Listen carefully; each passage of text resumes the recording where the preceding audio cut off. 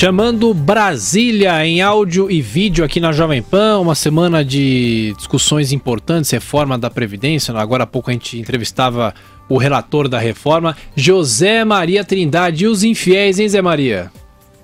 Pois é, esses vão morar na rua, né? Nós antecipamos aqui, né, Tiago, a história aí do presidente Michel Temer, que não deu certo aquela história de Temer, paz e amor. E aí ele bateu na mesa e ontem, numa reunião convocada ali na última hora, em pleno feriado, no Palácio do Jaburu, o presidente foi muito claro. Ser governo é ter bônus e ônus, né? Não dá apenas para ser governo distribuindo recursos para as bases eleitorais, aproximação com as empreiteiras e depois chega no plenário e dá uma de popular e vota contra o próprio governo. Só que o presidente Michel Temer ouviu cobranças dos próprios líderes governistas.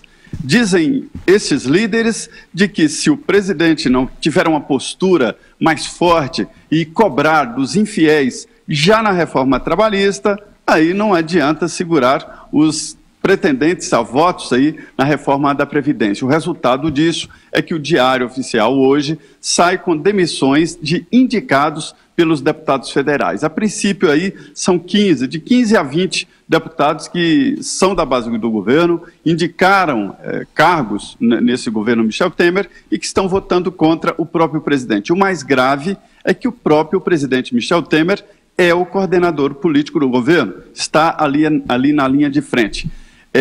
Tiago, na verdade, o presidente Michel Temer, ele se prepara nesta votação da reforma da Previdência, tendo como mapa a votação da reforma trabalhista e só vai colocar o projeto em votação mesmo quando houver a certeza de 320 votos. São necessários 308, mas o governo quer ali controlar uma margem, né?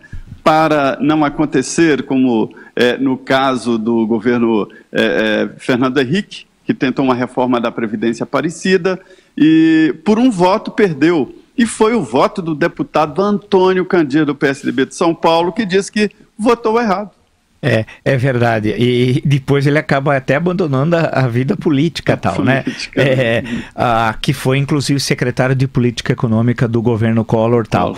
Autor, inclusive, da tese de doutorado, foi premiada pela ANPEC, Ampox de Ciências Sociais, em 1988, chamada Dinâmica da Inflação. Mas o que você tá dizendo aí é uma coisa importante. Quer dizer, qualquer governo é assim. Quem está com o governo tem presença no governo, participa do governo. Quem está contra não tem presença no governo, em termos de cargos também.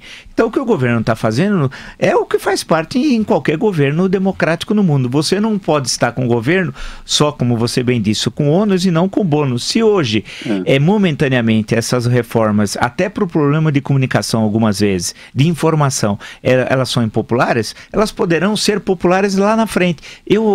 Outro dia eu lembrei aqui do Fundo de Garantia por Tempo de Serviço, quando ele foi criado no governo Castelo Branco, recebeu uma saraivada de críticas. Tem até trabalho, doutorado de uma senhora zancando o pau no Fundo de Garantia e tal. E hoje o Fundo de Garantia se revelou, ao longo de 50 anos, um instrumento de defesa dos trabalhadores no momento da demissão e importante financiador das obras de saneamento básico, de moradia e tal. Então, muitas vezes, no calor da hora, você faz um ataque violento. Vamos dar tempo ao tempo. Tudo indica que as reformas vão modernizar o Brasil, né? Tanto no campo da reforma trabalhista, como no campo da reforma da Previdência, como outros países também fizeram, né? Agora, a grande questão é enfrentar essa torrente, porque quem ganhou a batalha política ideológica até o momento, e parece que definitivamente, não foi o governo, foi o projeto criminoso do poder. O PT, que destruiu o país, que jogou o país na maior crise da história, está saindo agora como defensor dos trabalhadores, né? Olha, professor, eu tive o privilégio de acompanhar aqui a Constituinte, né, de 88, que concluiu na Constituição de 88. Todo o projeto de Constituição brasileira foi elaborado para ser parlamentarista. E na última hora, numa disputa ali com José Sarney, que tinha 2 pontos básicos, falam em 5, em 3, mas era os 5 anos, né, que na verdade tiraram um ano de José Sarney, ele teria direito a 6 anos, herdou 6 anos, os 5 anos e presidencialismo. E ele ganhou no presidencialismo. Então ficamos com uma Constituição ali parlamentarista, e se fosse um governo parlamentarista, quando cai uma medida provisória, como vai cair agora, de regulamentação da privatização das estradas, né, cai o governo, né, daí a dificuldade. Agora, sobre a Previdência Social, a gente vê claramente que o governo perdeu essa guerra de comunicação que o senhor diz, porque o autor, professor, aliás, o alvo desta reforma da Previdência seria exatamente o funcionalismo público e suas aposentadorias especialíssimas. E parte dos funcionários públicos já entendem que não é possível mais conviver com salários aqui que chegam a R$70 mil de aposentadoria. Não são todos, alguns, né? Então, o que acontece é exatamente essa dificuldade de convencimento. Imagine se o servidor público vai defender uma reforma da Previdência. Claro que não. Zé Maria Trindade, com as últimas informações de Brasília nessa semana que promete ser agitada, já que está começando praticamente hoje por causa do feriado. Bom trabalho, Zé. É isso, muito bom dia a todos.